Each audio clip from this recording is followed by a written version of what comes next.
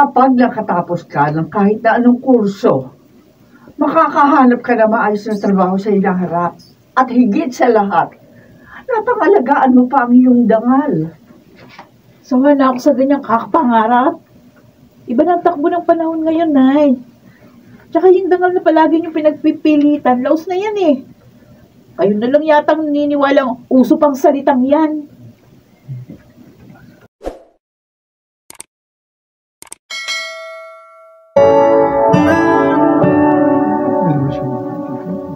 Makapagbibigay nga ba ng kapanatagan at kalayaan ang pansariling mga hangarin? Lalo pat ang mga ito'y nasa maling direksyon. Mga kaibigan, pakinggan natin ang naging karanasan ni Karen sa ating dulang sa kanyang panahon.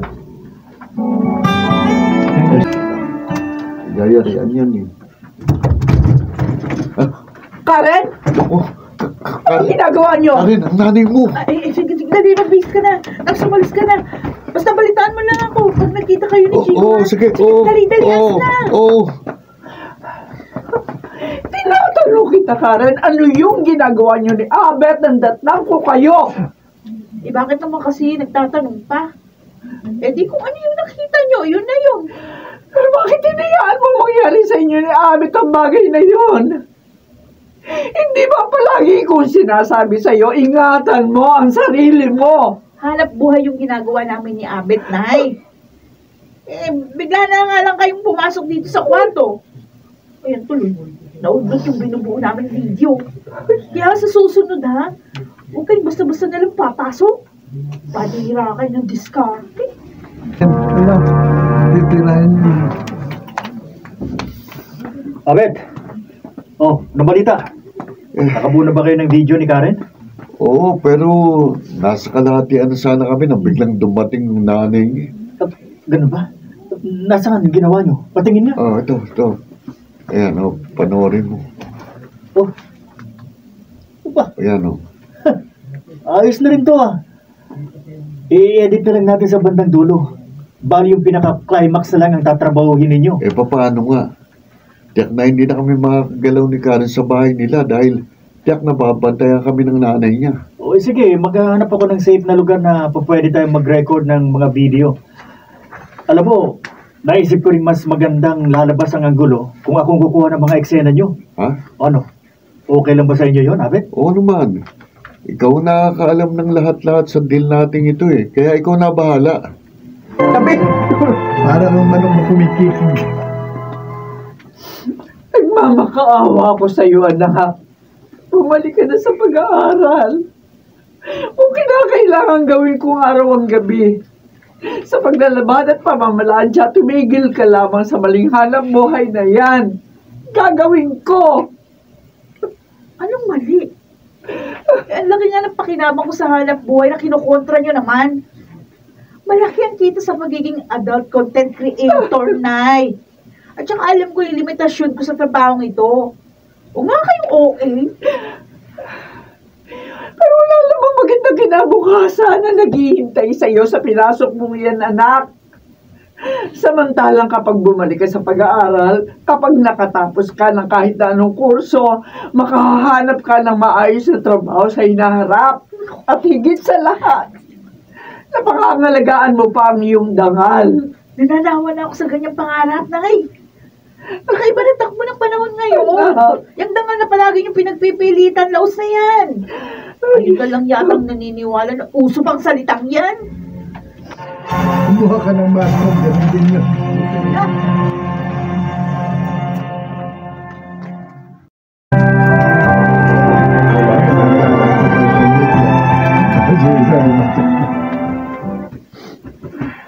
Ano ka ba naman, Ate Viola?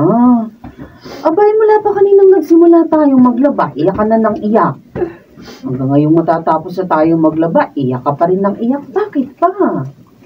Hindi ko na kasi alam ang gagawin sa pamangkin mo eh. Masyado na siya naliligaw ng landas. Wala na siya pinakikinggan kundi ang sarili niya mga katwiran. Talaga bang pinabayaan na ni Karen ang kanyang pag-aaral, ate? Matagal na siyang hindi pumapasok sa klase mo na. Naku. Ewan ko ba sa mga kabataan ngayon? Masyado nang pala desisyon. Ba hindi na iniisip kung anong kahihinat na ng kanilang mga ginagawa. Natatakot akong tuluyan na mapariwara ang anak ko mo na. Hindi ko alam kung paano ko siya matutulungan. Hirap na ang kalooban ko sa nakikita kong pagkasira ng kanyang buhay. Ay, hayaan mo, ate. Tutulungan kitang magdasal para gabayan ng Diyos ang kapakanan ni Karen. Kung kinakailangang dagdagan pa natin ang ating mga dasal para lumambot ang kanyang kalooban hanggang sa matutunan na niya ang tamang landas. Jimmy,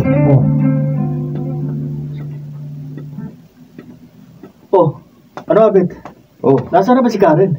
Di ba may usapan tayo? Isasama ko kayo doon sa may-ari ng adult website dahil gusto kayong personal na makausap. Abangan na lang now. Dahil gusto kayong personal na makausap. Makausap. Ito. Abangan na lang daw natin sa kanto.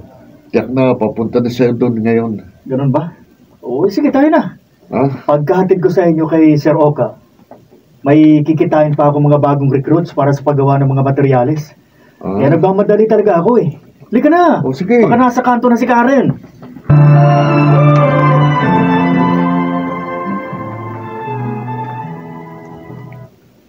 Suwabe naman yung mga in-upload yung mga content sa adult website.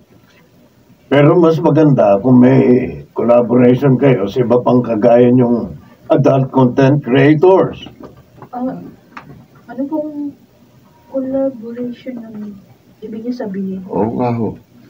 Magpe-perform kayong magnobyo kasamang iba pang mga adult influencer. Mas maganda rin kung sa susunod na mga video, hindi na kayo magka-partner, kundi iba naman. Para hindi rin kayo pagsawaan ng mga subscriber. Ang isa ko pang gustong tukuyin, yung sky is the limit performance na nakadepende rin sa inyong creativity. Ako, pero wala po sa usapan namin ni Diego mga sinasabi niyo eh. Hindi ho kami nakahanda sa bagay na yan. Naibigay ko na kay Jigo ang kabuang bayad ng gagawin yung performance. Kaya wala na kayong pagpipilian. Ang totoo, nasa loob na ng kwarto yung mga adult influencer na collaborators nyo. Kayo na lang ang kulang sa loob. Ayoko. Hindi ko kaya pinagagawa niyo. Parang hindi kaya. Pareho lang yun ang ginagawa niyo magnobyo. Sir, gusto lang po sana namin makausap muna si Diego tungkol sa lahat ng ito. Babata! Kalad ka rin yun na nang papasok sa kwarto ang dalawang to. Hindi ka makasik sa ginagawa eh. Halika niyo, bakit mo sila sa loob? Ikaw ang si Karen! Ikaw ang yung naobya ko!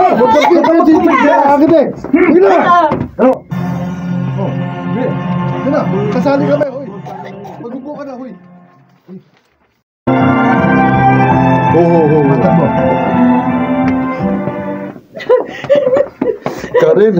Karen, sandali. Ayoko na, Hamid. Tignan na natin ito. Habang tumatagal, nakakasuko na yung trabaho to. Kung gano'n, isa lang ang nararamdaman natin, Karen. Araw-araw pag umaharap ako sa salamin, parang hindi ko nakilala ang sarili ko eh. Parang ang dumi-dumi ko na. Ang sama-sama ko na. Pwede naman nating talikuran ng lahat ng ito eh. Tama si Inay.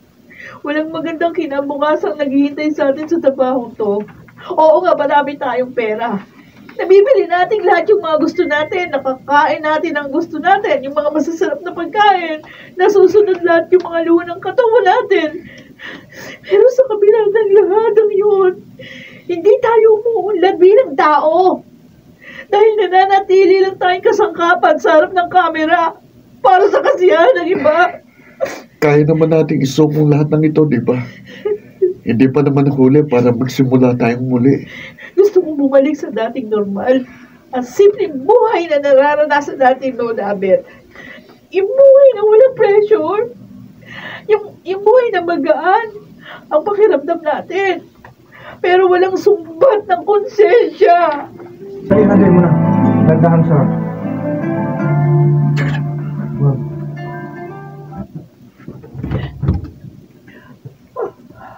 Karen! Anak! Karen! Patawarin niyo ako. Dahil ako dahilan ng pagkakasakit niyo.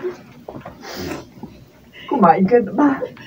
Teka sandali, babangon ako. Ipaghahain kita. Ang gusto ko mayakap kayo ng mahigpit, Nay. Oh, anak. Tulad ng bata pa ako, na kapag nagkakamali ako, yung mainit yung yakap ang nakakapagpakalma sa akin.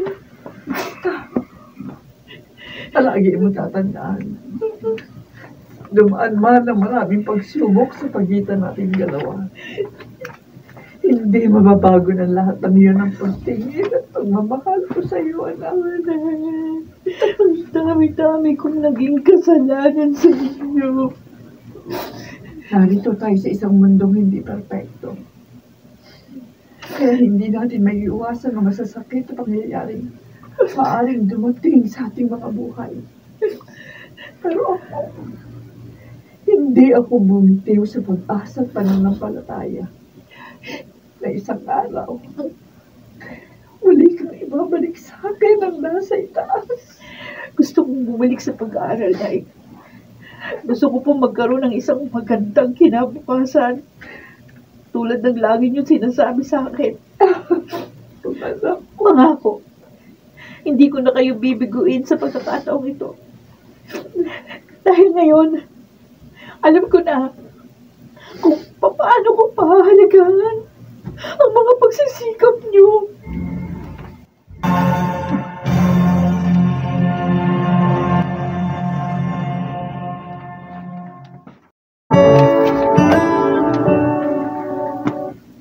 Kadalasan, nahaharap ang mga kabataan sa mga pagpapasyang susukat sa kanilang mga katatagan bilang mga individual.